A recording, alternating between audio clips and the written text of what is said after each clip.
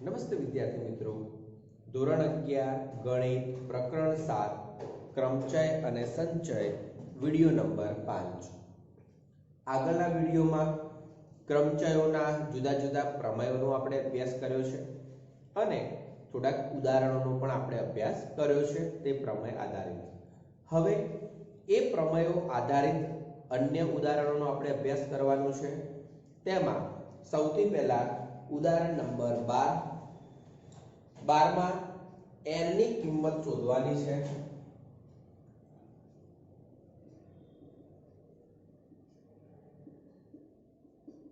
ચલો એની અંદર પહેલું છે np5 equal to 42 into np3 જ્યાં n greater than 4. ઓકે, આ રીતનું પદ આપણને આપેલું છે અને આપણે n ની કિંમત શોધવાની છે. હવે n ની કિંમત શોધવા માટે સૌથી પહેલા તો એક વાત એટલી યાદ રાખજો તમે કે r તરીકેની સંખ્યા જો નાની હોય તો તમે એમને ગુણાકાર સ્વરૂપે લખી શકો છો. એટલે કે NPR નું જે ગુણાકાર સ્વરૂપનું સૂત્ર છે એ સ્વરૂપે તમે લખી શકો છો. પરંતુ r તરીકેની સંખ્યા ઘણી મોટી હોય અથવા અજ્ઞાત હોય તો એ સમયે જે ફેક્ટોરિયલ સ્વરૂપનું સૂત્ર હતું એ સૂત્ર આપણે લખવું પડે. તો અહીંયા એક બાજુ 5 છે, એક બાજુ 3 છે, નાના છે, તો આપણે શું કરીએ, ડાયરેક્ટ જ એ પ્રમાણે જુદી જુદી જે પણ સંખ્યાઓ n, n-1, n-2 એ બધાનો ગુણાકાર આપણે લખવાનો પ્રયત્ન કરીએ. તો ચલો આને આધારે સૌથી પહેલું પદ શું થશે, np5 n-1, n-2, n-3 અને n-4. જોજો ટોટલ 5 પદો થઈ ગયા છે. 42 np3 n n-1 અને n-2. ક્લિયર? ચલો બંનેમાંથી n ઉડશે, n-1 અને n-2 ઉડશે. n-1 અને n-2 ઉડ્યા છે. બાકી જે પદ વધ્યા છે આમનો ગુણાકાર કરી દઈએ તો n² -7n + 12 = 42. કારણ કે -3n અને -4n થઈને -7n અને -3 * -4 એટલે +12. ચલો 42 આ બાજુ આવશે, n² -7n -30 = 0. હવે -30 ના ભાગ પડીને -7 તો n-10 અને n+3 = 0. તો n-10 = 0 અથવા n+3 = 0. તો n = 10 અથવા n = -3. તો મિત્રો અહીંયા જે પણ ક્રમચયનું પદ છે p સ્વરૂપનું, તો એમાં કોઈ જગ્યાએ ઋણ સંખ્યા તો આવવાની જ નથી. ઋણ સંખ્યા આવવાની નથી એનો મતલબ કે n = -3 શક્ય નથી. બીજી રીતે કહીએ તો n > 4 લેવાના છે, તો પછી n = 10 જ શક્ય થાય. તો આપણે એનો ઉલ્લેખ કરી દઈએ કે n > 4 હોવાથી n = 10 થાય. બરાબર? તો સ્વાભાવિક છે કે આ તો શક્ય નથી. તો આ પ્રમાણે આપણને પહેલાનો જવાબ મળી શકશે, n = 10. ક્લિયર? ચલો હવે બીજું જે પદ આપ્યું છે એને આપણે સમજવાનો પ્રયત્ન કરીએ. એનો જે બીજો પ્રશ્ન છે તે એની રકમ આવી આપી છે np4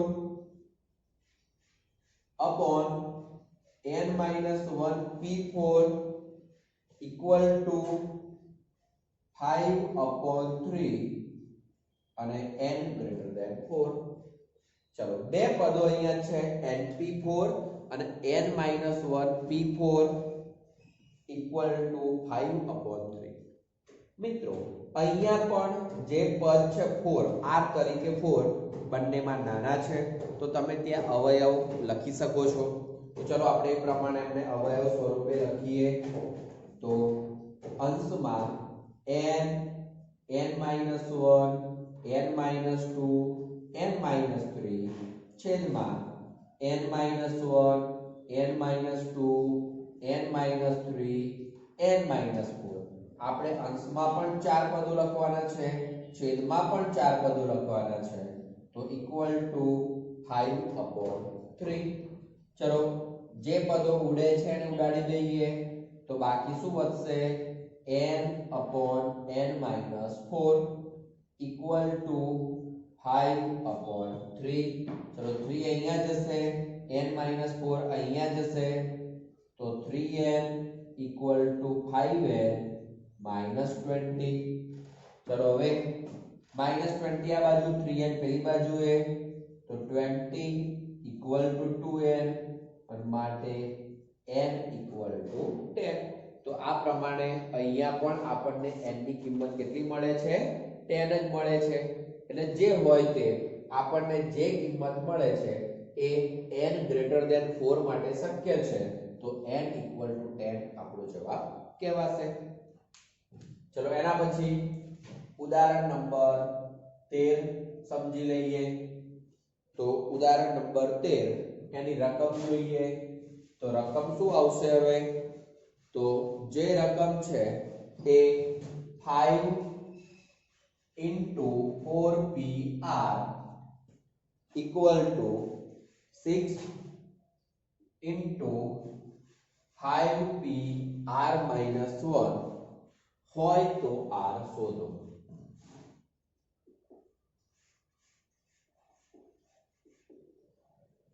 હવે અહીંયા જે પણ પદ આપણી પાસે છે, મેં અહીંયા તમને વાત કરી હતી કે જો r તરીકેનું પદ નાનું હોય તો આપણે અવયવો લખીશું, જો મોટું હોય કાં તો અજ્ઞાત હોય તો આપણે ફેક્ટોરિયલ સ્વરૂપનો ઉપયોગ કરીશું.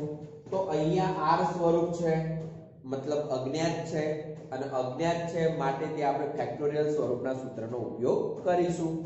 તો ચલો બંને બાજુ આપણે એ પ્રકારનું સૂત્ર વાપરવું પડશે. તો સૌથી પહેલા 5 ચલો 4pr તો n factorial upon n minus r factorial પ્રમાણે 4 factorial upon 4 minus r factorial. ચલો અહીંયા 6 છે, અંશમાં 5 factorial upon 5 minus r minus 1 factorial. ચલો આપણે એ પ્રમાણે વિચારીએ તો આ પદ જે છે 5 * 4 ફેક્ટોરિયલ, યાદ કરજો n * n minus 1 ફેક્ટોરિયલ તો એ ખરેખર n ફેક્ટોરિયલ થાય. તો આપણે આ પદ n ફેક્ટોરિયલ લખી દઈએ છીએ છેદમાં 4 minus r ફેક્ટોરિયલ, સોરી આ પદ 5 ફેક્ટોરિયલ, n ફેક્ટોરિયલ ની રીતે 5 ફેક્ટોરિયલ થયું. ચલો હવે આ પદ જે છે એ તો આપણે 5 ફેક્ટોરિયલ જ રાખીશું. તો 6 * 5 ફેક્ટોરિયલ. ચલો છેદમાં વિચારીએ તો 5 minus r plus 1 એનો મતલબ કે 6 minus r ફેક્ટોરિયલ. ક્લિયર? હવે મિત્રો બંને બાજુથી 5 ફેક્ટોરિયલ ઉડી જાય છે.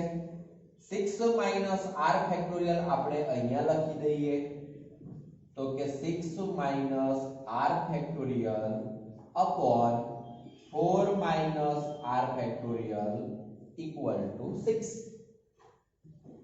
સમજવા પ્રયત્ન કરજો આપણે કેવી રીતે સાદુરૂપ આપી રહ્યા છીએ. બરાબર? હવે અહીંયા જે પણ બે પદો ફેક્ટોરિયલ સ્વરૂપના છે એ પદો માટે આપણે કયું કામ કરીશું? તો કે બંનેમાં મોટું કયું અને નાનું કયું? તો કે અંશવાળું પદ મોટું છે તો એને છેદના જેવું પદ બનાવવું પડશે. તો વિચારો કે 6 minus r ફેક્ટોરિયલ છે તો એક પદ 6 minus r થાય ઇન્ટુ એમાંથી એક ઓછું કરીએ તો બાજુમાં 5 minus r મળે, એમાં જે ઓછું કરીએ તો 4 r થઈ શકે છે, તો ત્યાં આપણે ફેક્ટોરિયલ લખી દઈશું. તો એ રીતે 6 r into 5 r into 4 r factorial upon 4 r factorial equal to 6. चलो બંનેમાંથી 4 r ફેક્ટોરિયલ કેન્સલ થશે. બાકી જે પદો વધ્યા છે એમનો ગુણાકાર કરી દઈએ. તો 6 5 30. ચલો હવે અહીંયા એમનો ગુણાકાર કરીએ. -11r, 6 નો -r સાથેનો -6r, -r નો 5 સાથેનો -5r, બંને ભેગા થશે -11r અને +r² = 6. ચલો એને આ બાજુ લઈ દઈએ. r² -11r, ચલો 30 - 6 તો +24 = 0. ચલો હવે 24 ના ભાગ પાડીને -11 લાવવા છે. r - 8 r - 3 = 0. તો r = 8 અથવા r = 3. હવે r ની કિંમત 8 અને r ની કિંમત 3 મળી છે, પરંતુ તમને જે રકમ આપી છે રકમ પ્રમાણે વિચારજો. n તરીકે 4 છે, અહીંયા r છે, તો r ની કિંમત કેટલી હોવી જોઈએ? n જેટલી અથવા n થી નાની હોવી જોઈએ. તો શું r = 8 શક્ય છે? તો કે નથી. 8 લખવા જઈએ તો n કરતા મોટા થઈ જાય છે. તો આપણે અહીંયા આવો ઉલ્લેખ કરીએ કે 4pr હોવાથી r = 8 શક્ય નથી. તો એનો મતલબ કોણ શક્ય છે? અને માટે r = 3 શક્ય થાય. તો આપણને r = 3 એ આમાં જવાબ તરીકે મળશે. ઓકે, ચલો એના પછી નું ઉદાહરણ નંબર 14 ને સમજવાનો પ્રયત્ન કરો. ઉદાહરણ નંબર 14. ચલો એની રકમ જુઓ તમે. તો ઉદાહરણ 14 ની રકમ આપણને જે આપી છે એમાં ડોટર શબ્દ આપેલો છે, બરાબર. ડોટર શબ્દના અક્ષરોનો આપણે ઉપયોગ કરવાનો છે અને 8 અક્ષરોની ગોઠવણી કેટલા ભિન્ન પ્રકારે થઈ શકે એનો આપણે અભ્યાસ કરવાનો છે. તો ચલો સૌથી પહેલા એક્ઝામ્પલ 14. પહેલા આપણે કમ્પ્લીટ ઉલ્લેખ કરી દઈએ કે D A U G H T E R. હવે ડોટર શબ્દ છે, એ ડોટર શબ્દમાં પહેલા તો કુલ મૂળાક્ષરો કેટલા છે? તો કુલ 8 મૂળાક્ષરો છે. હવે 8 મૂળાક્ષરો છે. આપણે એનો પ્રશ્ન ધ્યાનથી જોઈએ તો ખબર પડે કે આમાં સ્વર સાથે રાખવાના છે અને સ્વર સાથે રાખવાના નથી. એનો મતલબ એવો થયો કે આમાં સ્વર કયા અને વ્યંજન કયા, આપણે એનો પણ ઉલ્લેખ કરી દઈએ.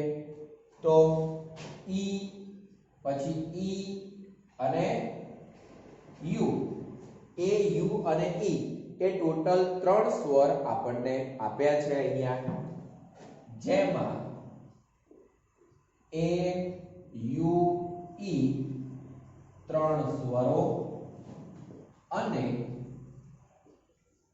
5 વ્યંજનો છે, બરાબર. 3 સ્વર અને 5 વ્યંજન થયા. એ આપણે ડોટર શબ્દનો ઉલ્લેખ કરી દીધો છે. હવે એમાં પહેલો પ્રશ્ન જે આપ્યો છે તે કે બધા જ સ્વર એક સાથે આવે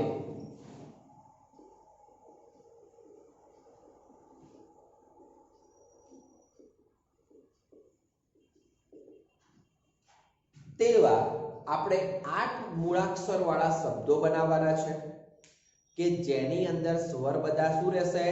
એક સાથે રહેશે. તો મિત્રો હવે અહીંયા આ સમજવાનો પ્રયત્ન કરજો કે સ્વરને બધાને એક સાથે રાખવાના છે. આનો મતલબ એવો થાય કે ધારો કે તમારી પાસે 8 મૂળાક્ષરો હોય, 8 મૂળાક્ષરો છે, એ 8 માંથી 3 સ્વરો હંમેશા સાથે રાખવાના છે. એ 3 સ્વરો પહેલા 3 સ્થાનમાં હોઈ શકે, પહેલું સ્થાન છોડીને બીજું ત્રીજું ચોથા સ્થાનમાં હોઈ શકે, પહેલું બીજું સ્થાન છોડીને ત્રીજું ચોથું અને પાંચમા સ્થાને હોઈ શકે, કે છેલ્લે અહીંયા 6 7 અને 8મા સ્થાને પણ હોઈ શકે. ઓકે, તો એનો મતલબ એવો થયો કે એ 3 સ્વરો કોઈ પણ જગ્યાએ પરંતુ હંમેશા સાથે હશે. તો આપણે હવે કામ એ કરવાનું છે કે 3 સ્વરનું એક જોડકું બનાવી દેવાનું છે. શું કરવાનું છે? 3 સ્વરનું એક જૂથ બનાવવાનું છે. હવે 3 સ્વરનું એક જૂથ બનાવીએ મિત્રો, ખાલી સમજવા માટે અહીંયા લખું છું. 1 2 અને 3 સ્વરનું આપણે એક જૂથ બનાવી દીધું. હવે બાકી કેટલા વ્યંજનો છે? 5 વ્યંજનો છે. તો 5 વ્યંજનો આપણે અહીંયા લખી દીધા. ઓકે, તો હવે વિચારજો કે આ જે જૂથ છે એ જૂથની સાથે આપણે હવે આને એક જ મૂળાક્ષર તરીકે વિચારીશું. અત્યારે એક મૂળાક્ષર અને બાકીના 5 મૂળાક્ષરો, એનો મતલબ કે કુલ 6 મૂળાક્ષરોની આપણે ગોઠવણી કરવી પડે. તો 6 મૂળાક્ષરોની 6 સ્થાનમાં ગોઠવણી કેટલા પ્રકારે થઈ શકે? 6p6 એટલે કે 6 ફેક્ટોરિયલ સ્વરૂપે થાય. પરંતુ આ જે મૂળાક્ષર છે એની અંદર તો જુદા જુદા 3 મૂળાક્ષરો આવેલા છે. તો એ 3 ની અંદરો અંદર ગોઠવણી થવાની. ધારો કે આ 3 પહેલા સ્થાનમાં છે, તો પહેલા સ્થાનમાં હોય તો એ વખતે આ ક્રમમાં હોય, પછી એની અંદરો અંદર બદલાઈ પણ એ ત્યાં ગોઠવી શકે છે. એનો મતલબ એવો થયો કે આ 3 ની અંદરો અંદર ગોઠવણી કરવાના પ્રકાર કેટલા? જગ્યા 3 છે, મૂળાક્ષરો પણ 3 છે, તો એમની ગોઠવણીના પ્રકાર થશે 3 ફેક્ટોરિયલ. તો 6 ફેક્ટોરિયલ ઇન્ટુ 3 ફેક્ટોરિયલ આપણે કરીએ તો એ જે જવાબ મળશે એ કયો જવાબ મળશે? કે જેની અંદર 3 સ્વરો સાથે હોય. પરંતુ આવું કરતા પહેલા આપણે એક નજર એ કરવી પડે કે આપણી પાસે જે પણ અહીંયા અક્ષરો છે એ બધા કેવા અક્ષરો છે? ભિન્ન અક્ષરો છે. જો કોઈ અક્ષર સમાન હોય તો આગળના વિડીયોમાં જે સમ સ્વરૂપની વાત આપણે શીખ્યા છીએ એ પ્રમાણેનો ઉલ્લેખ કરવો પડે. પરંતુ અહીંયા એક પણ અક્ષર સમાન નથી, માટે સમ સ્વરૂપનો અહીંયા વિચાર કરવાનો રહેશે નહીં. તો આ પ્રમાણે આપણે વિચારીએ તો એનો જવાબ 6 ફેક્ટોરિયલ ઇન્ટુ 3 ફેક્ટોરિયલ આવે અને એના આધારે એનો જવાબ થશે 4320. તો આપણે એને લખાણ સ્વરૂપે લખી દઈએ છીએ. ઓકે, જો અહીંયા આપણે જે તે ઉલ્લેખ કરી દીધો છે, આપણે હવે આ રીતે અહીંયા ઉલ્લેખ કરીએ કે અહીં 3 સ્વરો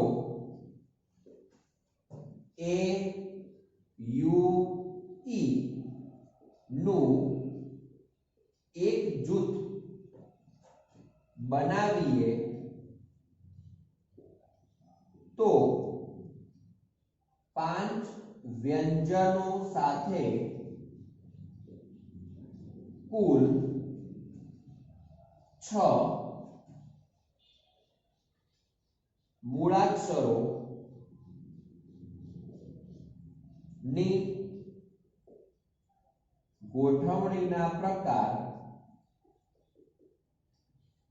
6 ફેક્ટોરિયલ થાય. મિત્રો, જે કામ અહીંયા કર્યું છે એનો ઉલ્લેખ કર્યો છે.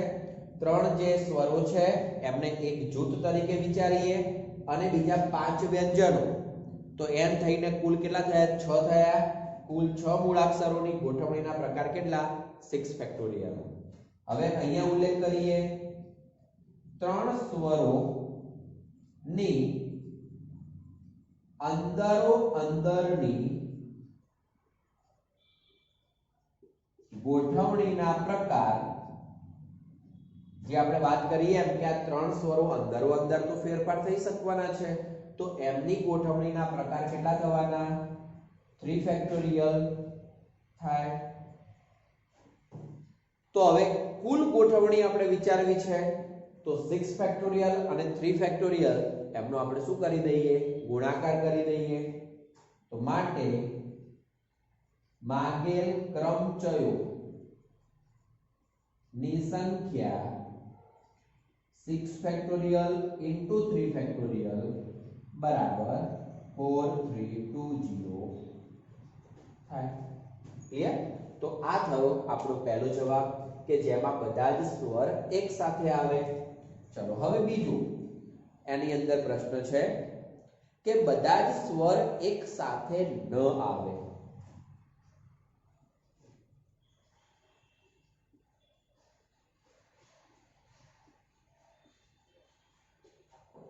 જુઓ મિત્રો, હવે બધા જ સ્વર એક સાથે ન આવે એનો મતલબ ખરેખર શું થાય?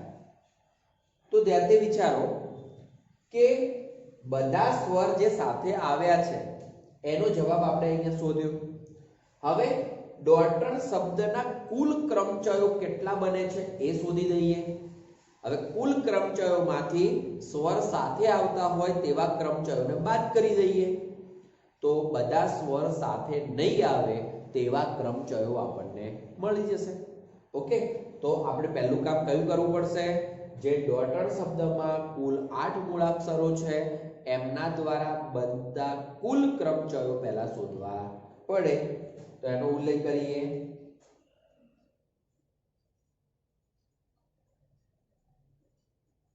ડોટર શબ્દના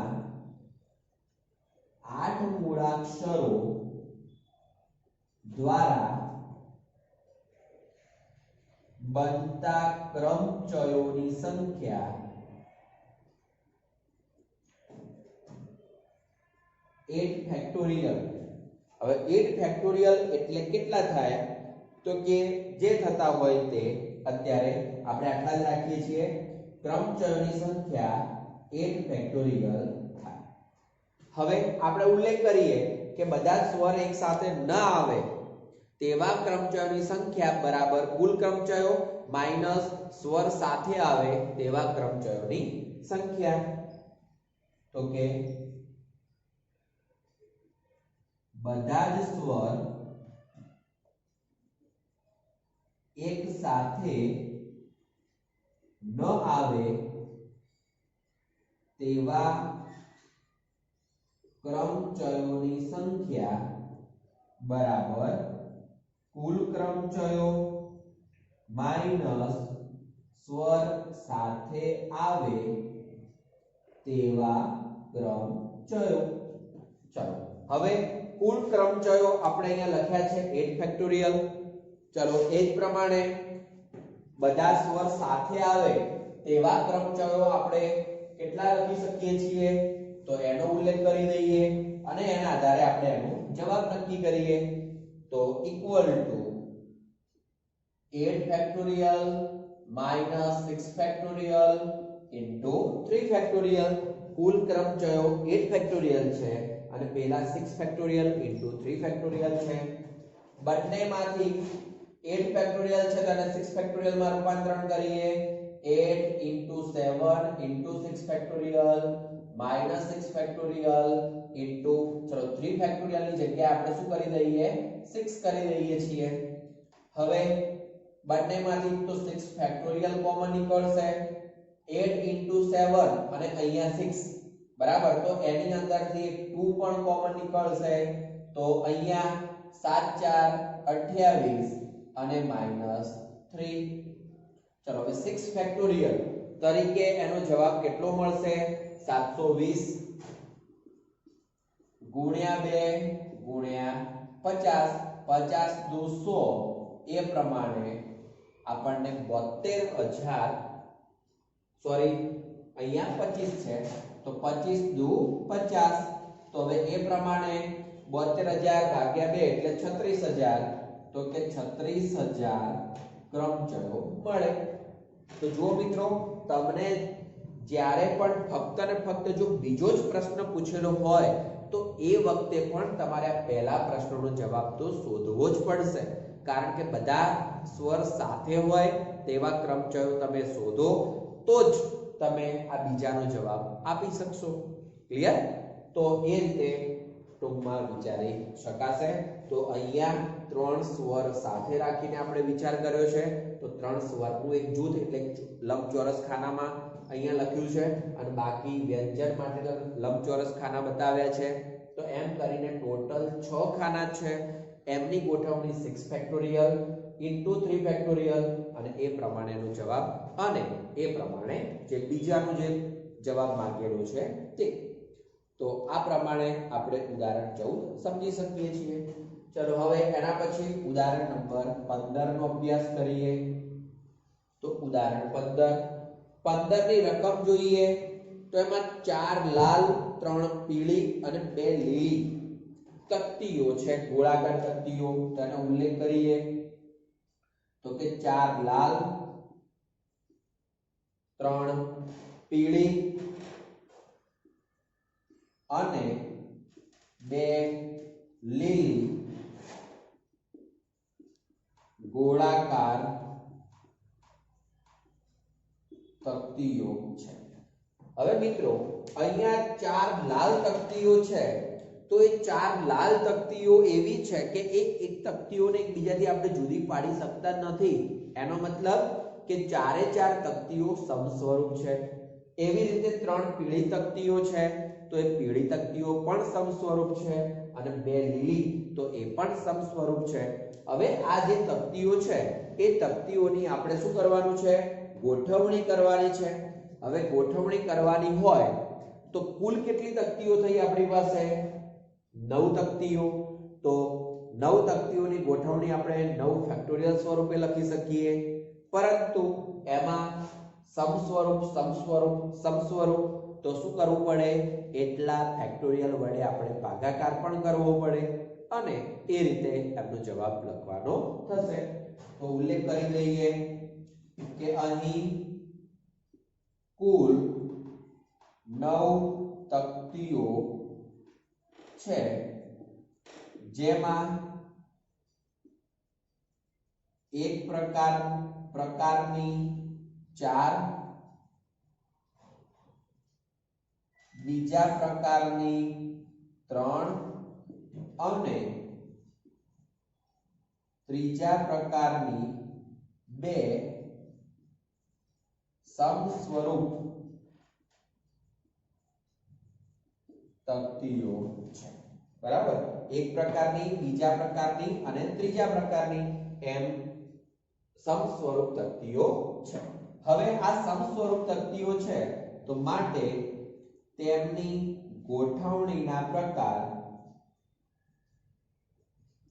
બરાબર 9 ફેક્ટોરિયલ છેદમાં 4 ફેક્ટોરિયલ 3 ફેક્ટોરિયલ અને 2 ફેક્ટોરિયલ.